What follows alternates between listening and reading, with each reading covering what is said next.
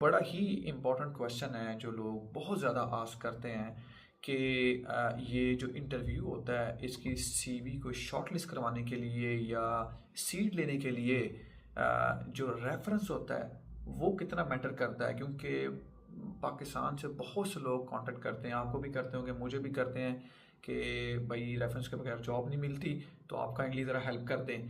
तो इसके ऊपर आप क्या राय देंगे अपनी? देखिए, रेफरेंस का मतलब तो यहाँ पे ये होता है कि भी जो आपको जानता हो, मतलब जिसके साथ आपने काम किया हो। फ़र्ज़ करें अगर एक पाकिस्तान में डॉक्टर काम कर रहा है तो उसका रेफरी जो होगा वो पाकिस्तान का ही होगा, पहली बात। दूसरी बात ये होती है कि यहाँ पे अगर आपकी किसी से जान पहचान है और आप उसको कहते हैं कि मुझे शॉर्ट लिस्ट करा दें, तो ये मेरा ख्याल है कि इस पे थोड़ा सा वर्क करना होता है। फॉर एग्जांपल कि हमारे पीडियाट्रिक डिपार्टमेंट है, मुझे पता है कि यहाँ पे एक ही सीट है और यहाँ पे इस दफ़ा हमने बाकी जो पुराने डॉक्टर्स हैं उन्हीं को जॉब देना है। तो it will be very difficult कि आपको शॉर्ट लिस्ट भी कोई करा दे किसी तरीके से, तो फिर भी आपको यहाँ पे चांस नहीं है। तो यहाँ पे मैं ये कहूँगा कि जब आप किसी हॉस्पिटल में अप्लाई करें, अप्लाई करने के भी डिफरेंट तरीके हैं और उसमें सबसे इम्पॉर्टेंट ये होता है कि आप मुख्तलिफ वेबसाइट्स को जाएँ, मुख्तलिफ हॉस्पिटल की वेबसाइट्स पे जाएँ और एचआर को डायरेक्ट भी अप्लाई कर सकते हैं। किसी कंसल्टेंट को आप जानते हैं, आप उसको भी अपनी सीवी भेज सकते हैं। लेकिन फिर अगेन वही बात कि जब आपने अपनी सीवी किसी को देते हैं कि भाई इसको आप प्लीज़ किसी तरीके से शॉर्ट लिस्ट करा दें या मेरा इंटरव्यू करा दें, तो उसमें आपके लिए वो बड़ा लिमिटेड हेल्पफुल होता है कि शॉर्ट लिस्ट तो वो करा सकता है आपको, लेकिन इंटरव्यू आपने खुद ही तैयार करना होता है। और इसमें एक इम्पॉर्टेंट बात ये भी है कि अगर आप शॉर्ट लिस्ट हो जाते हैं, इंटरव्यू कर लेते हैं, उनके लिए आपको डेट मिल जाती है, तो आपको अगेन किसी ना किसी की ज़रूर यहाँ से हेल्प लेनी चाहिए जो आपको इंटरव्यू की तैयारी कराए। ये असल पॉइंट है। तो उसमें ये होता है कि फॉर एग्जांपल मैंने खुद कई दफ़ा ऐसा किया है कि अगर किसी की शॉर्ट लिस्टिंग हो गई है तो उसको फिर इंटरव्यू के लिए किसी ऐसे बंदे से रब्ता उससे कराया जाए ताकि वो उसकी इंटरव्यू के लिए तैयारी कराएं। तो साइकेट्री के लिए साइकेट्री का ही बंदा सूटेबल है, पीट्स के लिए पीट्स का ही आदमी ज़्यादा मेरा ख्याल सूटेबल है। तो क्योंकि उससे आपको ये पता चलता है कि क्या कॉमन क्वेश्चंस होते हैं, कॉमन सिनेरियोज क्या होते हैं और उसको हमने जवाब किस तरीके से देना होता है। बेहतरीन जी, माशाल्लाह, बहुत खूब। मेरा इसमें एडिशन है वो ये है, जो मेरा एक्सपीरियंस है कि मिक्स्ड पिक्चर है।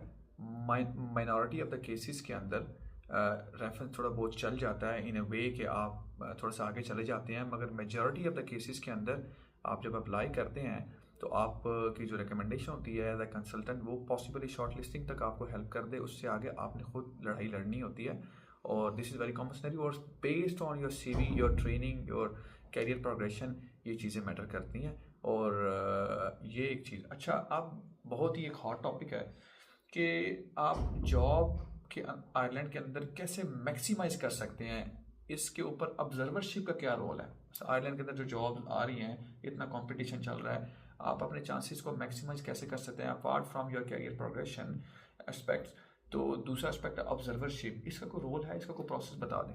देखिए, ऑब्जर्वरशिप जो है ना, मेरा ख्याल है कि इम्पॉर्टेंट है अगर किसी को, क्योंकि देखिए ऑब्जर्वरशिप भी वही करता है जिसको बहुत ज़्यादा इंटरेस्ट होगा, पहली बात।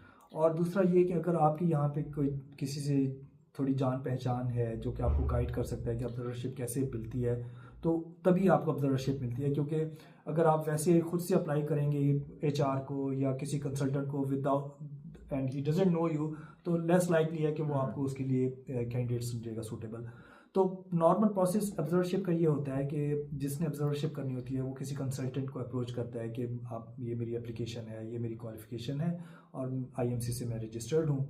तो आजकल मेन यही है कि एक ही है कि जी रजिस्टर्ड होना चाहिए, एक्टिव होनी चाहिए। एक्टिव होने चाहिए। ठीक तो हो उसके बाद वो कंसल्टेंट जो होता है ना, वो एचआर को भेज देता है कि मुझे जो है ना, मेरे पास, मैं इसको ऑब्जर्वरशिप के लिए सूटेबल समझता हूँ, तो आप इसको काइंडली प्रोसेस करें। तो एचआर वाले आपको एक पैक भेजते हैं ऑफिशियली, जिसके अंदर एक हेल्थ का होता है, जिसमें और एक गार्डा वेटिंग का होता है और कुछ और उनके फॉर्म्स होते हैं जिसमें आप वो सारी डिटेल्स फिल करके आप दोबारा उनको भेजते हैं। फिर वो आपके साथ क्रॉस्पॉन्डेंस रखते हैं कि ठीक है, हमें ये रिक्वायरमेंट्स हैं, आप अपने ये करा लें और अपना वीज़ा करा के तो आप यहाँ पे आ जाएंगे। यहाँ पे आने के, क्योंकि उसमें कुछ वैक्सीन के टेस्ट होते हैं, वो आपने कुछ देने होते हैं, कुछ पाकिस्तान से कोई गार्डा वेटिंग टाइप होती है, पुलिस क्लियरेंस टाइप होती है। तो जब वो हो जाती है तो फिर आपको ऑब्जर्वरशिप मिल जाती है।